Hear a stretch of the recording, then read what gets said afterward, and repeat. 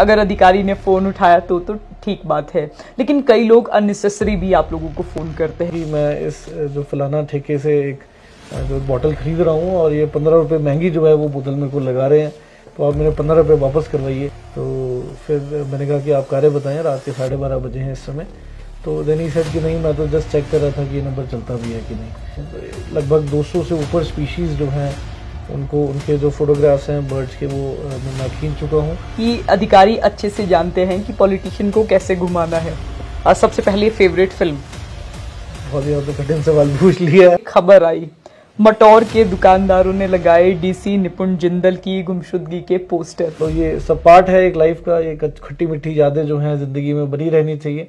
सफर शुरू हुआ एक रेजिडेंट डॉक्टर से और उसके बाद एडमिनिस्ट्रेटिव सर्विसेज में आने के बाद SDM Rampur, SDM Hamirpur, special secretary health और पॉल्यूशन कंट्रोल बोर्ड में भी काम किया।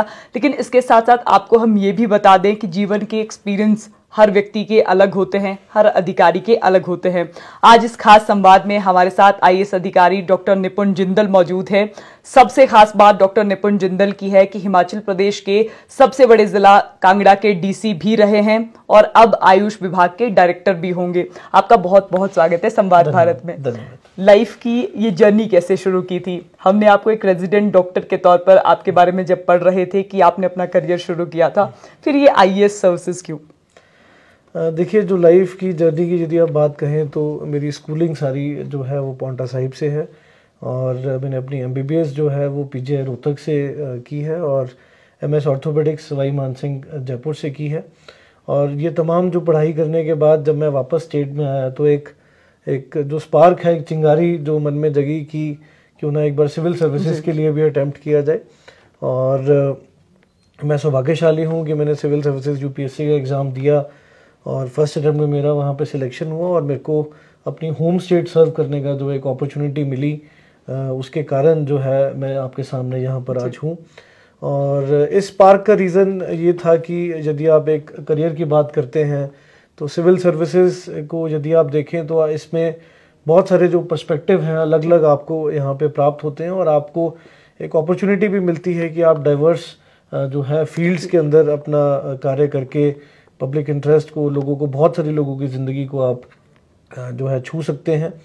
और यदि आप किसी और प्रोफेशन की बात करते हैं तो आप एक सीमित दायरे के अंदर ही रहकर अपना कार्य कर पाते हैं। तो यही एक मोटिवेशन थी मेरे अंदर और मैं खुशनसीब हूँ कि मैं जो है सिविल सर्वेंट के तौर पर अपने होम स्टेट में अपनी सेवाएं जो है वो दे रहा हूँ। हिमाचल प्रदेश ही नहीं, बहुत सारे युवाओं के मन में ये सवाल है कि आईएएस में कार्डर एलोकेशन कैसे होता है?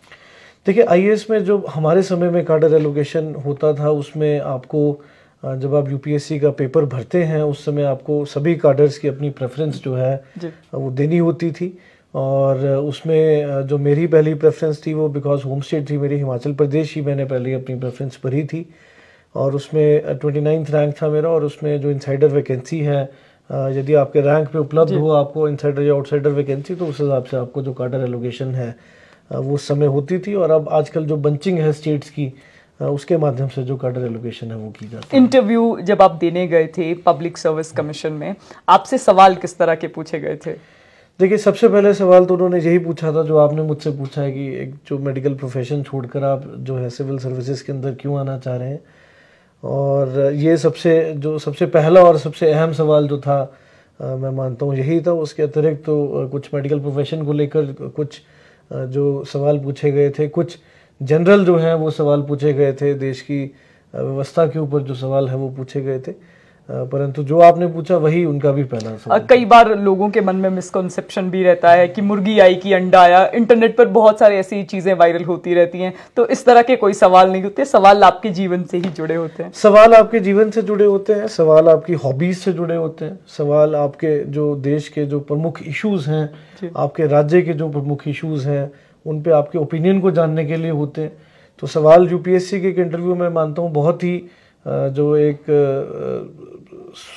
सोचे समझे सवाल वहाँ पे पूछे जाते हैं। ऐसे जो अंडा या मुर्गी के बीच में जो कंपटीशन है वो वहाँ पे नहीं पूछा जाता। जी, देखिए आपने अपना करियर एसडीएम रामपुर भी आप रहे, फिर एसडीएम हमीरपुर भी आप रहे।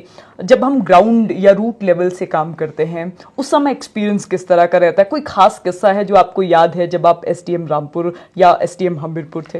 देखिए हमीरपुर में जो मैं रहा वो मैं प्रोबेशन के दौरान रहा हूँ। वैसे वहाँ पर जो है एसडीएम सुजानपुर का भी चार्ज होल्ड किया मैंने, वहाँ पे बीडीओ भोरंज का भी चार्ज होल्ड किया और पीओ डीआरडी का भी चार्ज जो है वो होल्ड किया। उसके बाद जो प्रोबेशन डिस्ट्रिक्ट ट्रेनिंग खत्म होने के बाद जो है एसडीएम रामपुर का चार्ज मैंने लिया था।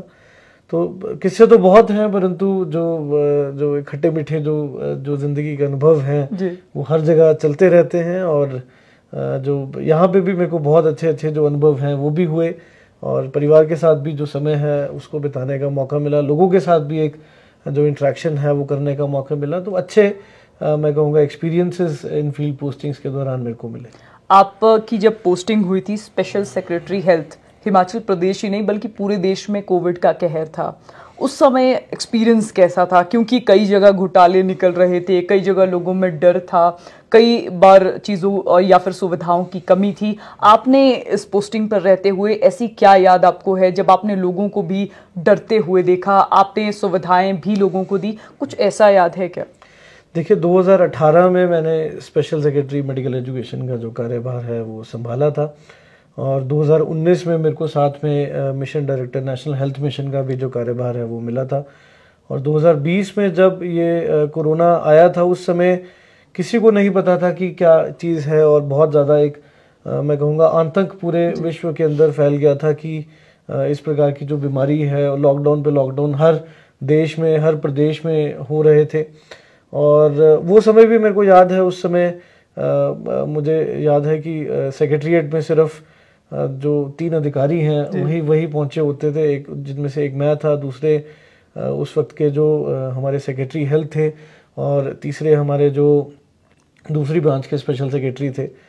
तो वो समय भी याद है जब हम 7 बजे 8 बजे भी उठकर सीधा जो है जो कार्यालय चले जाते थे, और रात को 10-11 बजे तक हम तीनों ही वहाँ पे जो एक स्थिति को डिस्कस करना, और क्या आगे हमने एंटिसिपेट करना है, क्या आपको लगता है कि क्या जो रिस्ट्रिक्शंस हैं या फिर अगर हम बात करें सुविधाओं की, क्या क्रिएट करने की आवश्यकता है। तो वो चीज़ें रहती थी। और उसमें एक किस्सा मेरे को याद है, जो मेरे उस समय जो मेरे गाड़ी के चालक थे उनसे किसी ने, क्योंकि हमारे पास तो समय उस समय नहीं होता था, तो कोई जो हमारे पत्रकार मित्र आए और उन्होंने मेरी गाड़ी के चालक का ही इंटरव्यू ले लिया कि आपको कैसा लग रहा है कि आप अकेले हैं यहाँ पे पूरी सेक्रेटरीट में और सिर्फ एक ही गाड़ी यहाँ पर है।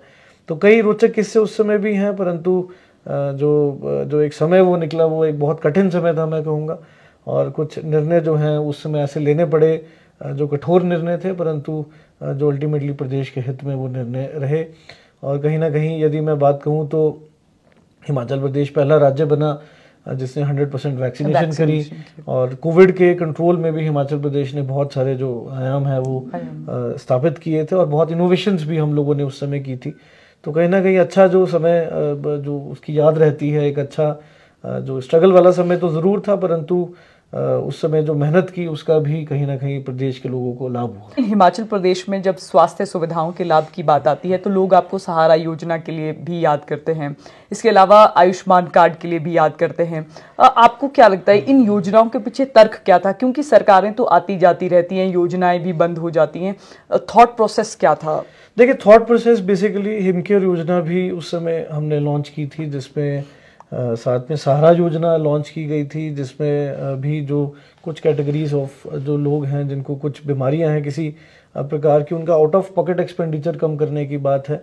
एक हेल्थ इकोनॉमिक्स में बहुत इंपॉर्टेंट कंसेप्ट है मिडल थर्ड का, जिसमें अगर हम यदि एक पूरे पॉपुलेशन को एक पिरामिड के अंदर हम डिवाइड करें तो एक लोअर 1/3 है, एक मिडल 1/3 है, एक टॉप 1/3 है। यदि हम पर कैपिटा इनकम की बात करते हैं तो जो लोअर 1/3 है उनको आयुष्मान भारत जैसी स्कीम्स के अंदर कवर किया जा रहा था, और जो टॉप 1/3 है उनको वो हिमाचल में तो जो सरकारी एम्प्लॉयज़ हैं और जो बाकी लोग हैं उनकी जो एक मेडिकल रीइंबर्समेंट के माध्यम से पॉलिसीज़ हैं, एक मिडल 1/3 जो पॉपुलेशन का है उसको केटर करना जो है वो बहुत ज़रूरी था यूनिवर्सल हेल्थ कवरेज के लिए।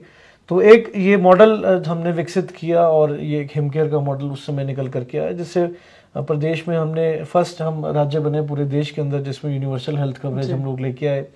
स्पेशलाइज्ड जो इश्यूज़ हैं, जैसे मान लीजिए किसी को पैरालिसिस है या किसी का आउट ऑफ पॉकेट एक्सपेंडिचर बहुत बढ़ रहा है, सहारा योजना जैसी योजना आई, मुख्यमंत्री चिकित्सा सहायता कोष, तो उस समय भी जो काफ़ी हेल्थ के अंदर जो एक तरह से जो स्कीम्स लाई गई और कहीं ना कहीं उनका जो एक पब्लिक के ऊपर इम्पैक्ट अच्छा रहा। और वो भी कहूँगा मैं, नेशनल हेल्थ मिशन में भी हमने काफ़ी जो इनोवेशंस की उस समय, उसको प्रदेश स्तर पे ही नहीं पूरे देश के स्तर पर उनको जो है रिकॉग्नाइज किया गया। और हमारे जो क्षय रोग है, टीबी, उसको लेकर भी हमें 2 बार जो है कंसेक्यूटिवली प्राइज जो है first prize government of India द्वारा दिया गया। तो कुछ ऐसे जो है अनुभव वो भी रहे। अब सवाल आपसे ये है कि अब हिम केयर और सहारा जैसी योजनाएं जब बंद हो जाती हैं, इसका इम्पैक्ट लोगों पर भी पड़ता है क्या? देखिए, एक योजना का मैं कहूँगा कि एक लाइफ साइकिल भी होता है, और योजना जो बनती है वो ऐसा नहीं है कि योजना निश्चितकालीन तक वो योजना चलेगी। तो कहीं ना कहीं जो ये इम्पैक्ट है, या तो मतलब मैं कहूँगा कि अपना जो एक इम्पैक्ट या उन्होंने जो अचीव करना था योजनाओं ने वो कर चुके हैं। और मैं मानता हूँ और भी अच्छी योजनाएं जो हैं, जो टेलर मेड होंगी करंट टाइम्स को, कंटेम्प्रेरी टाइम्स को, वो सरकार द्वारा जो है वो लॉन्च की जाएंगी। और पर डेफिनेटली इन योजनाओं ने जो पब्लिक का साथ काफ़ी दिया, और ऐसे लोग जिनके पास पैसे नहीं थे इलाज करवाने के लिए, उनको भी एक अच्छी जो इलाज की सुविधा है इन योजनाओं के माध्यम से उपलब्ध करवा पाए। फुटबॉल खेलने के भी आप शौकीन हैं। जब हम लोगों से बात कर रहे थे, आपके कुछ करीबियों से भी जान रहे थे, उन्होंने बताया कि बर्ड फोटोग्राफी का भी आपको शौक है। ये शौक कहाँ से आया? देखिए, जो बर्ड फोटोग्राफी का शौक है, ये मैं कहूँगा जब मैंने सर्विस ज्वाइन की थी, उस समय प्रोबेशन के दौरान, डिस्ट्रिक्ट ट्रेनिंग के दौरान जो है ये जो मेरे को शौक है वो उस समय आया था। एंड काफ़ी ज़्यादा उसके बाद अब लगभग 200 से ऊपर स्पीशीज़ जो हैं उनके जो फोटोग्राफ्स हैं बर्ड्स के, वो जो मैं खींच चुका हूँ। एंड जो एक रुचि रखता हूँ उनके बारे में लिखने के लिए भी। और जो बाकी कुछ खेल हैं, जो क्रिकेट और फुटबॉल और बैडमिंटन वगैरह, ये तो खैर सभी जो खेलते हैं, ये अलग से जो एक बर्ड फोटोग्राफी का, इससे एक जो एक आपकी एनर्जी है उसको चैनलाइज करने का भी एक जो प्रयास है वो मिला, और एक पैशन के रूप में इसको डेवलप किया। अब प्रशासनिक अधिकारी आप हैं, अक्सर प्रशासनिक अधिकारियों के विषय में ये बात सामने आती है कि अधिकारियों पर पॉलिटिकल प्रेशर बहुत ज़्यादा रहता है। आपकी नज़र में पॉलिटिकल प्रेशर के क्या मायने हैं? देखिए, पॉलिटिकल प्रेशर बिकॉज देखिए जो हमारा कंट्री है वो एक डेमोक्रेसी है, और डेमोक्रेसी में एक जो रास्ता है, जो एक विजन है, वो एक पॉलिटिशियन का ही होता है। और उसमें जो एक डेमोक्रेटिकली इलेक्टेड गवर्नमेंट है उनका ही विजन जो है वो रहता है। और जो एक एग्जीक्यूटिव की बात है, वो एक उनको इम्प्लीमेंटेशन या फिर उनकी जो कंसेप्शन ऑफ स्कीम्स हैं उस विजन के अनुरूप उसको करने के लिए उनका जो कार्य है वो रहता है। और मैं मानता हूँ कि जो एक लेजिस्लेचर है, पॉलिटिकल एग्जीक्यूटिव है, और एक जो ब्यूरोक्रेटिक एग्जीक्यूटिव है, ये एक गाड़ी के जो पहिए होते हैं उसकी तरह कार्य करते हैं। और अगर इसमें कुछ डिसबैलेंस होगा तो कहीं ना कहीं जो इश्यूज हैं वो सामने आएंगे। परंतु अभी तक मेरे करियर में, अब मेरे को सौभाग्यशाली कहिए या फिर एक मानसिकता की भी बात होती है, कोई ऐसा मैं नहीं मानता कि कोई ऐसा एपिसोड रहा जिसमें कोई मेरे को पॉलिटिकल प्रेशर फील हुआ या फिर कोई ऐसा दबाव जो है मुझ पे बनाया गया हो। और जो एक बहुत ही सौहार्दपूर्ण तरीके से जहाँ पर भी मैंने कार्य किया, अपने पॉलिटिकल काउंटरपार्ट्स को लेकर उनके साथ रहा, एक अच्छा रिलेशनशिप, हेल्दी रिलेशनशिप रहा। और इसी की वजह से जो मैं कहता हूँ कि जो हम नए इनिशिएटिव्स एक एग्जीक्यूट कर पाए, इम्प्लीमेंट कर पाए, इसका श्रेय उस सौहार्दपूर्ण एनवायरनमेंट को भी बहुत जाता है। अधिकारियों के बारे में अक्सर नेता भी ये बात करते हैं कि अधिकारी अच्छे से जानते हैं कि पॉलिटिशियन को कैसे घुमाना है। इस स्टेटमेंट को आप किस तरह देखते हैं? देखिए, बातें तो बहुत सारी कही जाती हैं। जैसे अब आपने कहा कि पॉलिटिशियंस कहते हैं कि अधिकारियों को कैसे घुमाना है, कई ब्यूरोक्रेट्स कहते हैं कि पॉलिटिशियंस को कैसे घुमाना है। तो वो एक व्यक्ति विशेष जो है, इंडिविजुअलिस्टिक बातें हैं, उस पर मैं नहीं जाऊँगा। और मेरी मानसिकता ऐसी नहीं रही है। मेरी मानसिकता हमेशा यही रही है कि चाहे आपके जो पॉलिटिकल जो लोग हैं, चाहे आपके ऑफिस के लोग हैं, चाहे जो पब्लिक है, उनके साथ एक अच्छा हेल्दी रिलेशनशिप, एक्सेसिबिलिटी वाला रिलेशनशिप भी, और एक वार्तालाप जो है, संवाद, आपके कार्यक्रम का नाम भी संवाद है, तो वो संवाद जो है लगातार चलता रहना चाहिए सबके साथ। एक communication is the biggest tool जिसके माध्यम से बहुत सारी चीज़ें जो है वो हल हो सकती हैं। देखिए, एक रैपिड फायर राउंड आपके साथ करेंगे। सबसे पहले फेवरेट फिल्म। बहुत ही आपने कठिन सवाल पूछ लिया है। बहुत सारी जो मूवीज़ हैं वो अच्छी लगी हैं, मतलब अलग अलग जॉनर्स में अच्छी लगी हैं। अगर पुरानी मूवीज़ की बात करें उनमें भी बहुत क्लासिक्स हैं, वो अच्छे रहे हैं। और परंतु फेवरेट फिल्म इस समय, यदि आप कॉमेडी की बात करते हो, अंदाज़ अपना अपना बहुत अच्छी मूवी जो है, अभी भी कई दफ़ा मैं उसको देख लेता हूँ। और बहुत सारी मूवीज हैं। 12th फेल देखी आपने? 12th फेल देखी जी मैंने, यस। आपको कैसी लगी? क्योंकि बहुत सारे युवाओं के लिए 12th फेल एक प्रेरणा स्रोत है, क्योंकि स्टोरी एक IAS ऑफिसर की है, IPS। 12th फेल में अब बेसिकली एक स्ट्रगल जो है वो दिखाई गई है।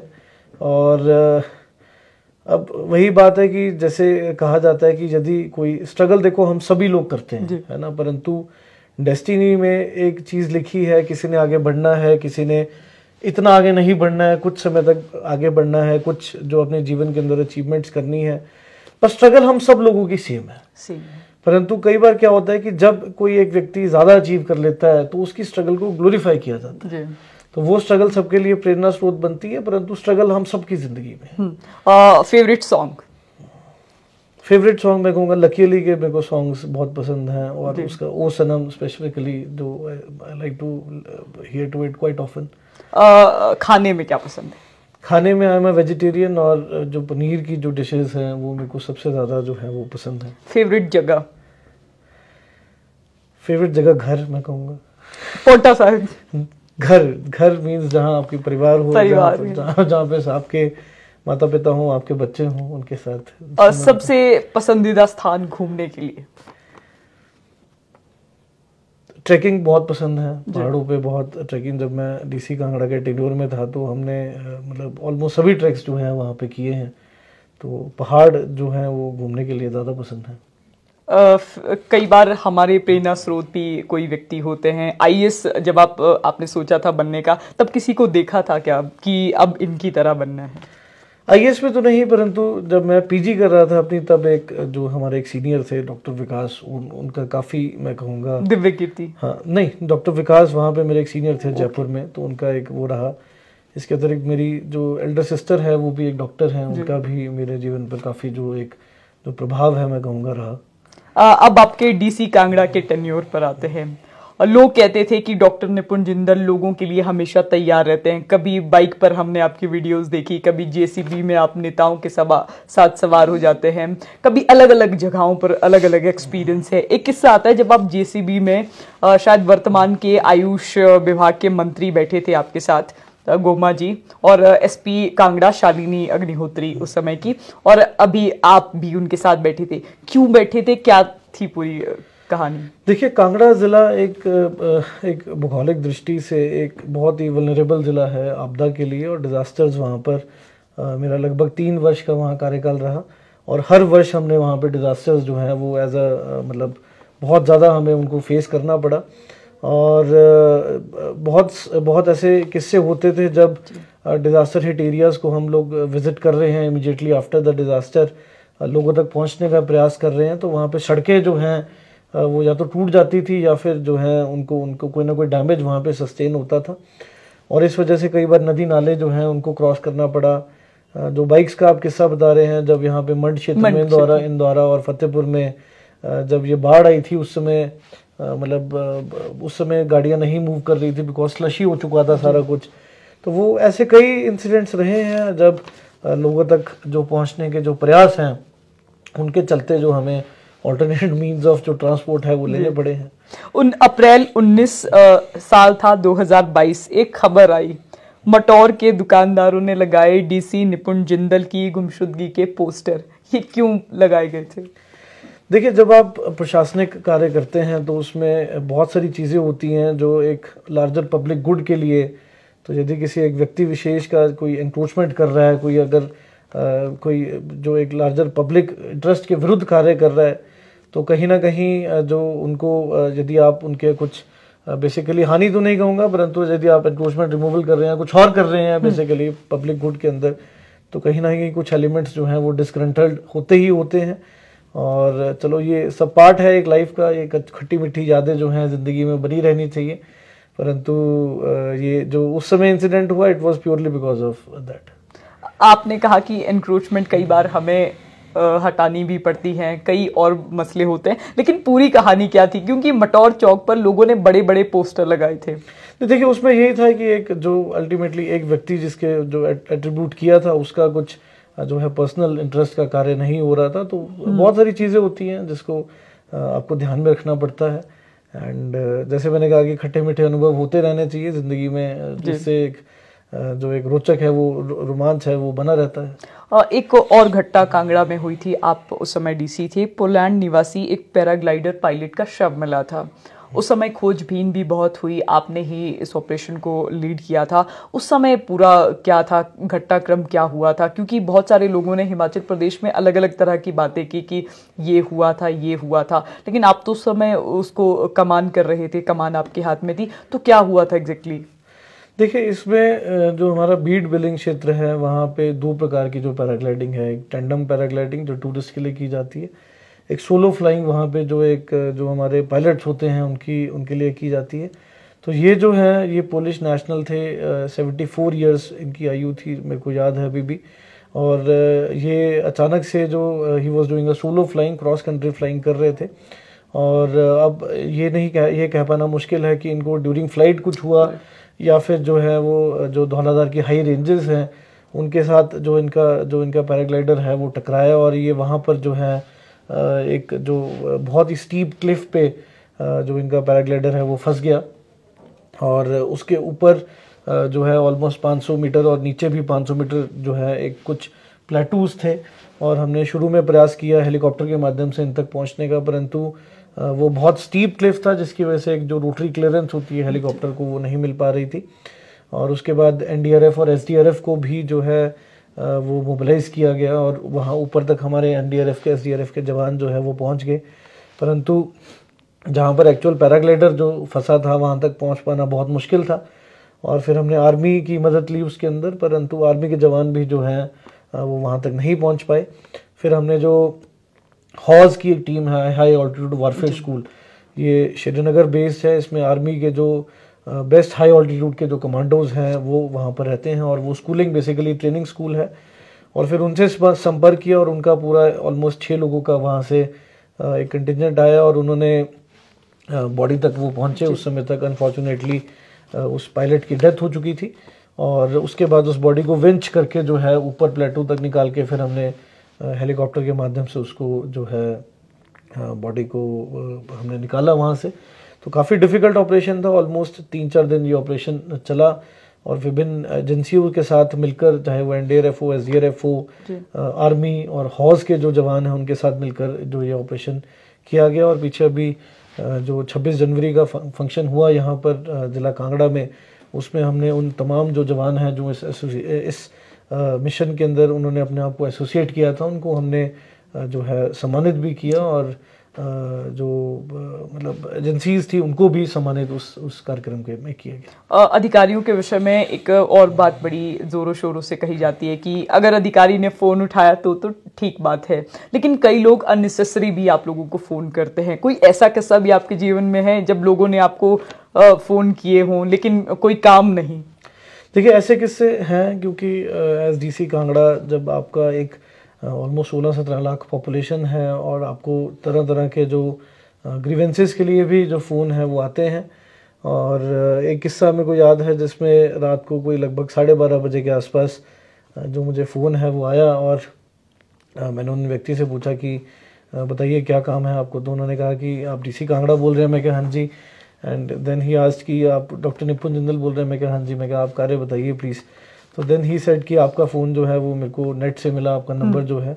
तो फिर मैंने कहा कि आप कार्य बताएं, रात के 12:30 बजे हैं इस समय। तो देन ही सेड कि नहीं, मैं तो जस्ट चेक कर रहा था कि ये नंबर चलता भी है कि नहीं। तो इस प्रकार के भी जो हैं वो आए हैं, परंतु जो डेफिनेटली जो बाकी एक मैं मानता हूँ कि एक पब्लिक के साथ एक संपर्क जो है वो निरंतर रहना चाहिए, और चाहे वो टेलीफोन के माध्यम से हो, चाहे वो व्हाट्सएप के माध्यम से, चाहे इन पर्सन जो है कोई और इस तरह का कॉल। और भी जो है वो ऐसे किस्से हैं और भी रहे हैं। मतलब तभी मैं कह रहा हूँ कि मिक्स्ड अनुभव जो है वो हमेशा एक रहते हैं। आप एक ठेके वाली घटना का बार बार जिक्र करते हैं, एक बार कांगड़ा में भी हमने किसी व्यक्ति से बात की थी, तो उसमें यही था कि भी रात को एक बार एक व्यक्ति फ़ोन करते हैं कि मैं इस जो फलाना ठेके से एक बॉटल खरीद रहा हूँ और ये 15 रुपये महंगी जो है वो बोतल मेरे को लगा रहे हैं, तो आप मेरे 15 रुपये वापस करवाइए। तो इस प्रकार की घटनाएं भी होती हैं। हालांकि उस व्यक्ति के 15 रुपये वापस करवाए गए और जो MRP थी उस पर ही उनको जो भी चीज़ वो खरीदना चाह रहे थे वो उनको प्रोवाइड करवाई गई। तो इस प्रकार के भी जो अनुभव हैं वो रहे हैं। आपको आयुष विभाग मिला है, एलोपैथी के आप डॉक्टर हैं, लगता नहीं कि बिल्कुल उलट है? देखिए, मैं IAS में एज एलोपैथिक डॉक्टर नहीं हूँ, मैं IAS में बतौर IAS हूँ। और इसमें वो अलग चीज़ है कि देखो हर व्यक्ति का, हर सिविल सर्वेंट का एक एजुकेशनल बैकग्राउंड होता है, और परंतु जिस लगन के साथ जो बाकी डिपार्टमेंट्स में काम किया, इस डिपार्टमेंट में भी बहुत कुछ करने को है। और मैं मानता हूँ कि इसमें जो आगे भी हम जो इनिशिएटिव्स हैं इस विभाग के अंदर भी हम लेते रहेंगे, और अच्छा टेन्योर मैं कोशिश करूंगा, प्रयास करूंगा कि अच्छे इनिशिएटिव्स यहाँ पे लिए जाए। फेलियर आया कभी जीवन में? क्योंकि हमेशा बात सक्सेस की ही होती है, फेलियर की बात बहुत कम लोग करते हैं। आपकी लाइफ में कभी कोई फेलियर आया क्या? देखिए, फेलियर जो है एक बहुत ही, मैं कहूँगा, सब्जेक्टिव टर्म है। अब हम अपनी ज़िंदगी में हम डेली हम सक्सेस भी करते हैं, एक फेलियर भी करते हैं। यदि आप खाना बनाने के शौकीन हैं तो अगर अच्छी सब्जी बनेगी, अच्छी डिश बनेगी, वो एक सक्सेस है। अगर वो अच्छी नहीं बनेगी वो एक फेलियर है। तो एक बहुत ही सब्जेक्टिव चीज़ें हैं जिसमें मैं कहूँगा कि एक सक्सेस और फेलियर के हम पैमाने पे तोलते हैं, और ज़िंदगी में दोनों चीज़ें साथ साथ चलती रहती हैं और चलती भी रहनी चाहिए। मैसेज क्या है लोगों के लिए? मैसेज, अगर मैं यूथ के लिए बात करूं तो सबसे पहला मेरा मैसेज ये रहेगा कि नशे से दूर रहें। इस समय एक ऐसा जो एक राक्षस है हमारे सोसाइटी में अपनी जो जगह है वो बना रहा है, और अपने गोल को चुनें, अपने गोल को चुन करके उसको कभी भी माइंड से बाहर ना जाने दें, और निरंतर उसको पाने के लिए जो अपना प्रयत्न है, अपना हार्ड वर्क है, डेडिकेशन है, एक कमिटमेंट है, वो भी करें। साथ साथ मैं ये कहूँगा कि सिर्फ मतलब सिर्फ पढ़ाई लिखाई से भी जो है वो भी उचित नहीं है, परंतु जो और गतिविधियां हैं, खेल है, आपके पैशंस हैं, उनके अंदर भी इंडल्ज करें, अपने लाइफ को, पर्सपेक्टिव को बढ़ाएं, और अपने गोल की तरफ जो है वो निरंतर बढ़ते रहें मेहनत के साथ। और विदाउट, अगर आपको लाइफ में टेम्परेरी फेलियर्स का सामना भी करना पड़ता है, उनको अपने फोल्ड के अंदर लें, उनको अपने स्ट्राइड के अंदर लें, और निरंतर अपने गोल की तरफ बढ़ते रहें। आपका बहुत बहुत धन्यवाद। Thank you. ये थे हमारे साथ IAS अधिकारी डॉक्टर निपुण जिंदल। बात सबसे महत्वपूर्ण यहाँ पर ये है कि सर्वांगीण विकास के लिए आपको मल्टी डायमेंशनल होना बहुत ज़रूरी है। ये भी डॉक्टर निपुण जिंदल ने कहा कि पढ़ाई ही इसका एकमात्र जरिया नहीं है, आपको अलग अलग क्षेत्रों में, अलग अलग जगहों पर आपके एक्सपीरियंस भी बहुत ज़्यादा महत्व रखते हैं। तो फिलहाल युवाओं के लिए भी एक मैसेज था, और साथ में एक अधिकारी का जीवन किस तरह का रहता है, इस पर भी हमने विस्तार से चर्चा करने की कोशिश की। और तो फिलहाल संवाद भारत में अभी के लिए बस इतना ही। नमस्कार।